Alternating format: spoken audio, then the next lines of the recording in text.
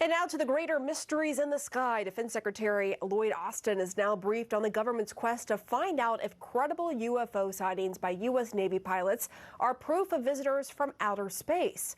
So far, the answer is no, but sources tell CNN that when U.S. intelligence officials report their findings to Congress this month, they won't rule it out either.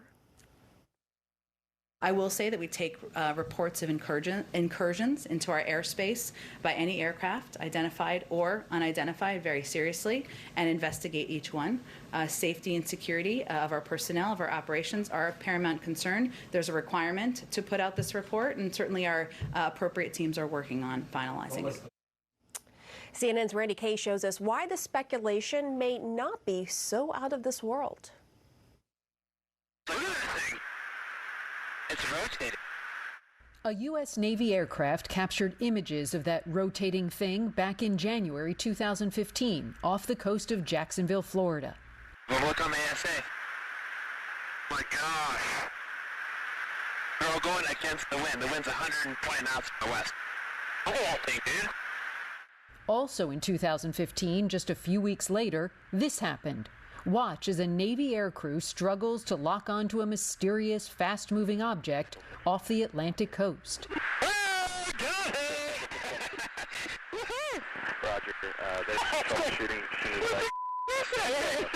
Oh, my gosh, dude. Wow. Look at the fly. Former Navy fighter pilot Alex Dietrich told Anderson Cooper about spotting a strange flying object in the sky back in November 2004. Off the coast of San Diego.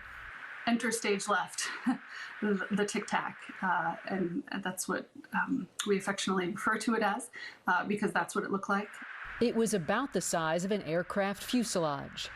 It was white, it was in sort of a matte finish, just like a tic-tac, and it behaved in a way that we were surprised, unnerved.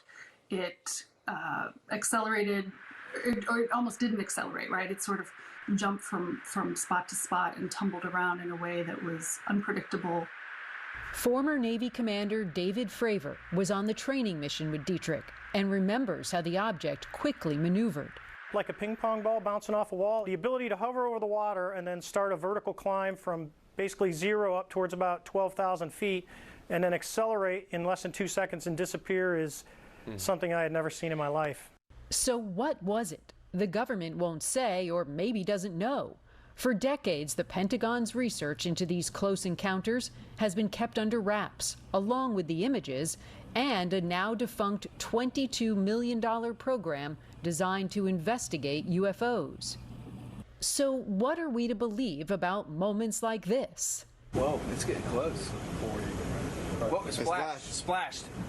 Members of the U.S. Navy captured that footage of an unidentified flying object spotted off the coast of California in July 2019, just before it vanished into the ocean.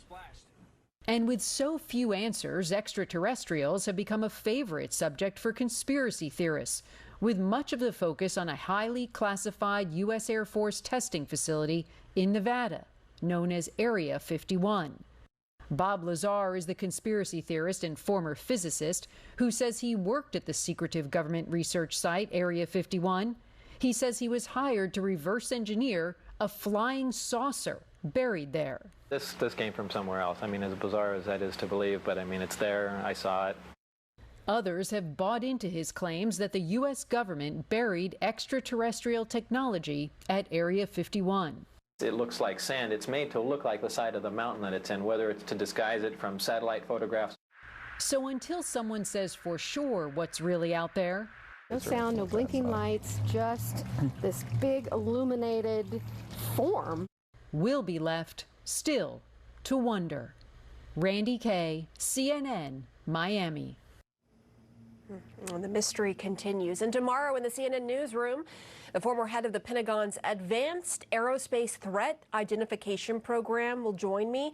That's the team that spent more than a decade going over the video and data. So why does he think this report is a rush job? That's tomorrow. We'll be right back.